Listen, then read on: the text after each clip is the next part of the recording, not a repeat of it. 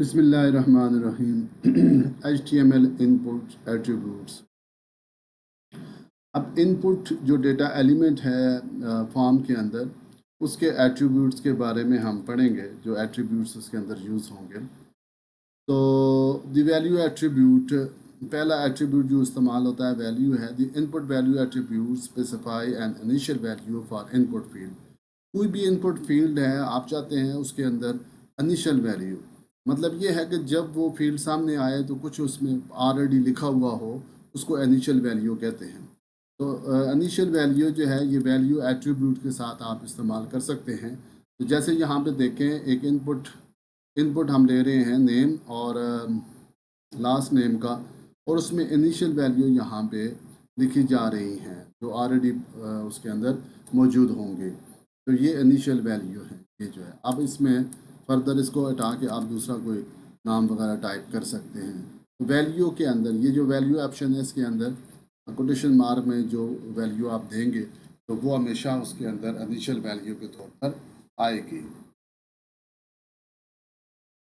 और दी read only attribute, अब कुछ वैल्यूज़ ऐसी हैं कि आप उसको सारिफ से इनपुट कराना चाहते हैं, और कुछ ये है कि जो वैल्यू आपने इनिशियल वैल्यू दी है उसको आप बहाल रखना चाहते हैं, तो उसको रीड ओनली कहते हैं। तो रीड ओनली यहाँ पे अगर आप लिख देंगे वैल्यू के बाद जो है ना रीड ओनली कर देंगे, अब यूज़र जो है ना इसमें जो डिफ़ॉल्ट वैल्यू होगी वही लिखी रहेगी। इसमें अगर आप कुछ टाइप करना चाहेंगे टाइप नहीं कर सकेंगे।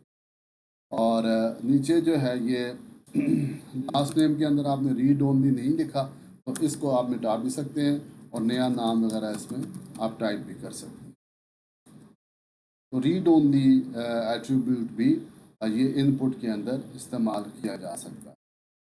डिसेबल्ड एट्रीब्यूट, डिसेबल्ड ये है कि आपने ऑलरेडी जो वैल्यू दी हुई है उसको आप डिसेबल कर देते हैं, तो रीड ओनली भी नहीं रहती और डिसेबल रहती है। और दूसरा इसका फ़ायदा ये है कि जब आप इसको आप सबमिट करेंगे तो ये डिसेबल वैल्यू जो है वो सबमिट भी नहीं होगी, फॉर्म के साथ हो जाएगी भी नहीं। तो ये अगर इसकी ज़रूरत हो तो आप इसको भी इस्तेमाल कर सकते हैं। ये देखें, ये अब डिसेबल है, इस पर टाइप नहीं किया जा सकता।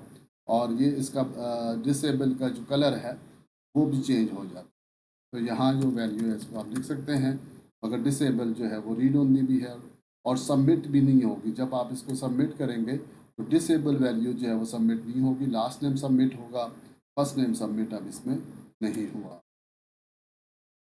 ये बहुत ही अहम एट्रीब्यूट्स हैं फॉर्म बनाने में, बहुत छोटे छोटे हैं और बहुत ज़्यादा बड़ा काम करते हैं।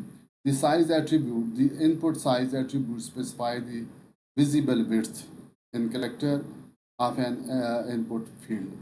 Default value is size is 20। कोई भी इनपुट फील्ड है उसकी डिफ़ॉल्ट वैल्यू 20 है, उसके साइज़ को आप बढ़ाना चाहते हैं तो वो साइज़ एट्रीब्यूट, ये जो साइज़ एट्रीब्यूट है से साइज़ 50 कर दिया 20 करेक्टर से, वो 50 करेक्टर का साइज़ इसका बन जाएगा। तो यहाँ देखें, इसका 20 करेक्टर से 50 करेक्टर का साइज़ बन, तो ये आप कंट्रोल इस तरीके से कर सकते हैं। Maximum length attribute, the input maximum length attribute specify the maximum number of character allowed in an input field. When a maximum length is set, the field the input field will not accept more than the specified number of character. जब आपने maximum length को जो है ना set कर दिया तो उससे ज़्यादा के करेक्टर जो है ना वो नहीं लेगा।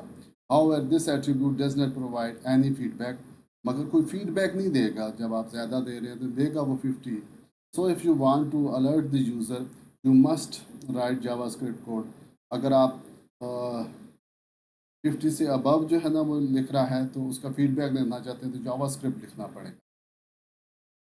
तो यहाँ देखें, यहाँ पे साइज़ जो है ना वो the maximum length for an input field is 4। यहाँ पर 4 आपने साइज़ इसका दे दिया है। जैसे पिन कोड है उसका 4 साइज़ आपने दिया। अगर आप ज़्यादा लिखेंगे कोई आपको जो है इसमें मैसेज पीछे नहीं आएगा ओनली फॉर 4 करेक्टर, अगर लेगा ये 4 करेक्टर ही।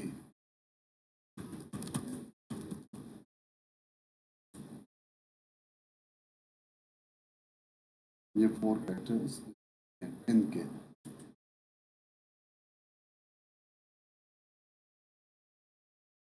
कोर एट्रीब्यूट्स है minimum and maximum attribute. The input minimum maximum attribute specify the minimum and maximum value of an input field. The minimum and maximum attribute work with the following input types: number, range, date, time, local, month, time and week वगैरह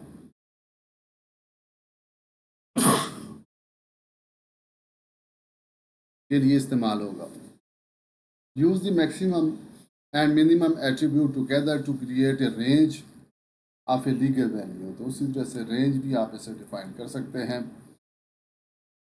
अब यहाँ पे देखें date maximum जो दी गई है, यहाँ पे शुरू के 4 कैरेक्टर साल के हैं और उसके बाद जो है ना ये 12 तक ये लेगा और डेट को वो 31 तक लेगा. और डेट मिनिमम जो है ना ये आपने दे दी, ये डिफाइन कर दिया आपने मिनिमम.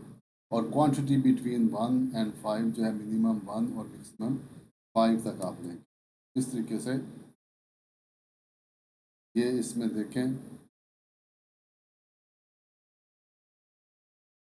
तो ये ऑटोमेटिकली इसने ये इस तरीके से उठा लिया है डेट का. और ये मैक्सिमम है, ये मैक्सिमम तक जा रहा है तो खुद ब खुद 1979 तक ये मैक्सिमम तक चला गया. अब ये 79 तक तो आप जा सकते हैं, आगे 80 के ऊपर नहीं जा सकते क्योंकि आपने यहाँ डिफाइन कर दिया. मिनिमम और मैक्सिमम डेट्स को आप डिफाइन कर सकते हैं, कंट्रोल कर सकते हैं. यहाँ पर लिमिट जो है वो 5 तक है, आप 5 तक ये लिमिट दे सकते हैं. अगर टाइप ज़्यादा कर देते हैं तो सबमिट करते हैं तो automatically value must be less than और इक्वल टू 5 का.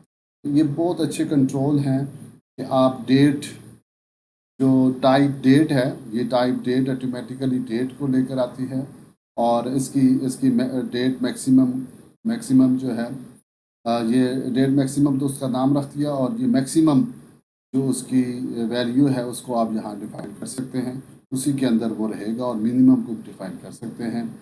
और यहाँ पे जो है किसी क्वांटिटी नंबर है, टाइप नंबर आपने दिया और उसकी मिनिमम और मैक्सिमम वैल्यू यहाँ पर आप दे सकते हैं. इस तरह से एक कंट्रोल फॉर्म आप बना सकते हैं इनपुट फॉर्म के लिए. ये बहुत ज़्यादा काम आएगा वर्डप्रेस के अंदर. इन चीज़ों का आपको पता होना चाहिए और उस तरह से जब इनपुट फॉर्म बनाएंगे और जावास्क्रिप्ट के अंदर भी और आगे डायनामिक प्रोग्रामिंग के अंदर भी ये काम आएगा. फुल स्टैक प्रोग्रामिंग के अंदर ये चीज़ें काम आएंगी आपको. आगे जी multiple attribute. The input multiple attributes specified that the user is allowed to enter more than one value in the input field. एक से ज़्यादा वैल्यूज़ को जो यूज़र जो है ना वो ले सकता है. Multiple attribute work the following input types. Email के लिए और फाइल्स के लिए जैसे अटैच करते हैं और जब ईमेल्स इंटर करते हैं उसके लिए ये होगा. और इसमें देखें सेलेक्ट फाइल्स, हम जो है यहाँ पे टाइप फाइल ले रहे हैं और उसमें मल्टीपल वैल्यू ले रहे हैं. तो आप जैसे चूज़ करने के लिए आप जाते हैं, इसमें एक से ज़्यादा फाइल्स आप सेलेक्ट कर सकते हैं. आप शिफ्ट या कंट्रोल के ज़रिए से कंट्रोल को प्रेस करें और एक से ज़्यादा वैल्यूज़ फाइलें आप यहाँ सेलेक्ट कर सकते हैं. और जब सेलेक्ट करेंगे आप उसको ये आप एक से ज़्यादा फाइल्स हमने ली हैं, 2 फाइल्स ली हैं तो इससे 2 फाइल्स को सिलेक्ट कर लिए.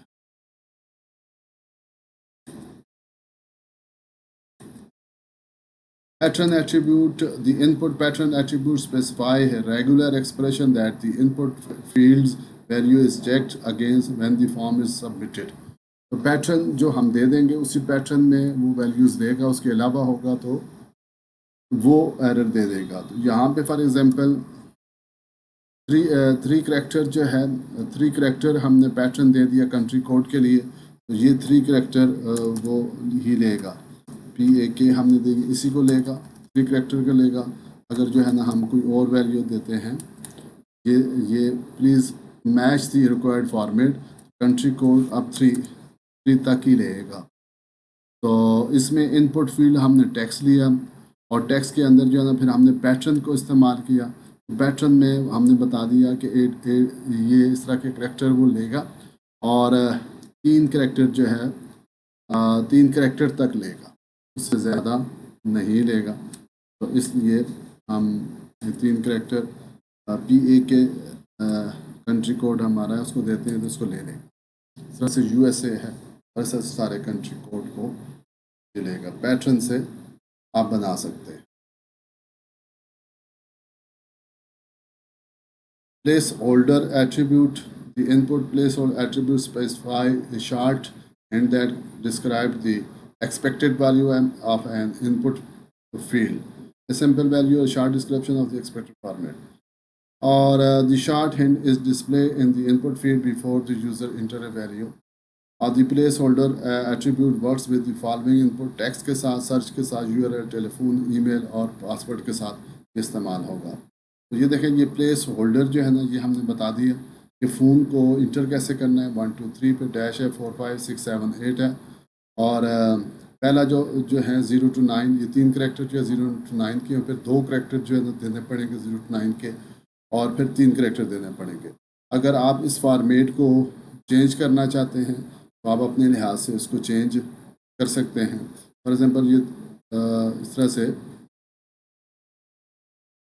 ये पैटर्न यहाँ पे हमने प्लेस होल्डर में ये टाइप कर दिया डिफ़ॉल्ट वैल्यू के तौर के ऊपर, और इस तरह से ये हमने दे दिया इसको। और अगर हम इसको चेंज करना चाहें, अपने लिहाज से करना चाहें, तो इसको हम इस तरीके से दे सकते हैं कि 0 0 पहले आ जाएगा 3 करैक्टर और उसके बाद 7 करैक्टर आ जाएंगे।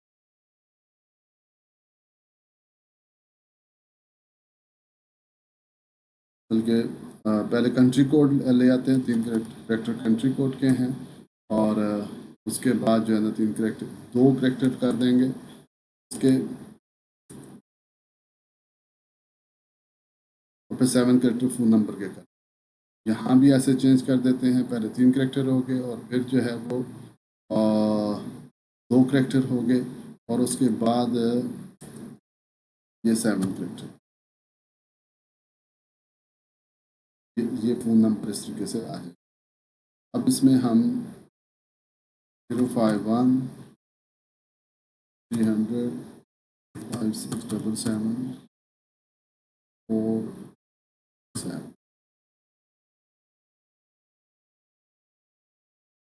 अब भी कोई गलती है इधर, जो प्ले स्टोर हमने बनाया 6 करैक्टर का दिया है, तो हम 7 का दे देते हैं।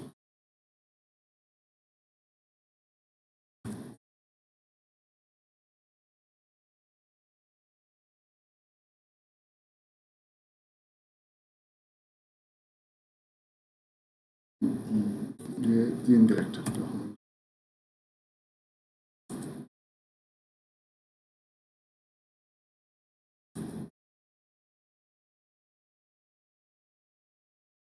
पहले 3 करैक्टर हैं, फिर ये 3 करैक्टर हैं, और उसके बाद 1 2 3 4 5 6 7 character, 5 6 7 7 4 8 7।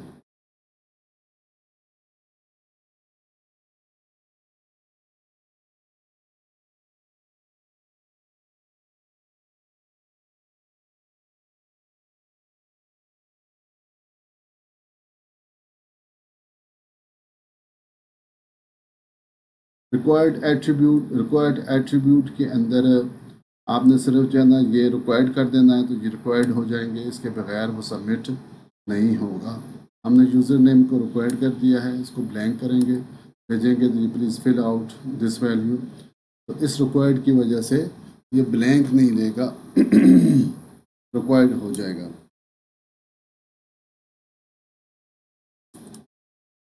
Step attribute. Step attribute specifies the legal number interval for an input field. If step is 3, legal number could be 3 0 3 6 extra. This attribute can be used together with the maximum and a minimum attribute to create a range of legal values. तो range of legal value इससे set हो सकते हैं। तो यहाँ पे देखें, हमने टाइप नंबर दे दिया और पॉइंट्स इसका नाम रखा और स्टेप 3 कर दिया।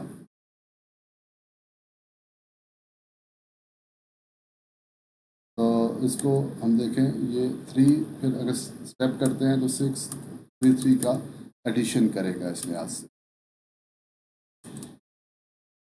ऑटो फोकस का क्या मतलब है कि कर्सर कहाँ पे हो, तो जो ही आप रन करें तो कर्सर वहाँ पे होगी, उसी फील्ड के ऊपर होगी। ये ऑटो फोकस उसके साथ लिख लें, उस इनपुट के साथ। तो ये देखें कर्सर जो ऑलरेडी फर्स्ट नेम के अंदर गई हुई है कि फर्स्ट नेम में आपने इसको लिखा है। Height and width attribute, height and width attribute specify the height and width। Height और विड्थ बताएगी, जैसे हम टाइप इमेज दे देते हैं तो उसका हाइट और विड्थ हम डिफाइन कर सकते हैं। और लिस्ट एट्रीब्यूट के अंदर जो है ना हम लिस्ट दे सकते हैं, पूरी की पूरी लिस्ट बना सकते हैं डेटा लिस्ट के साथ। इस तरह से ये खूबसूरत सी लिस्ट ये बनेगी। आप इस पर जाएंगे तो ये लिस्ट आपके सामने आ जाएगी, तो आप सिलेक्ट करें।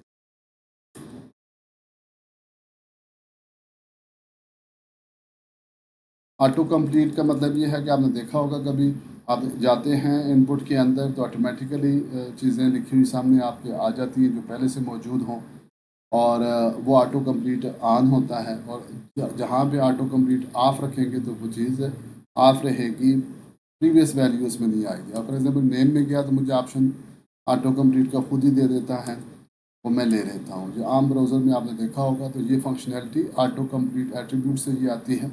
और यहाँ भी ईमेल में देखें ऑटो कंप्लीट को ऑफ रखा है, यहाँ कोई ऑप्शन नहीं दे रहा।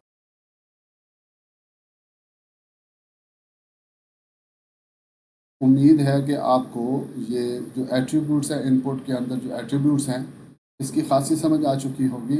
इससे कंट्रोल इनपुट फॉर्म आप बना सकते हैं।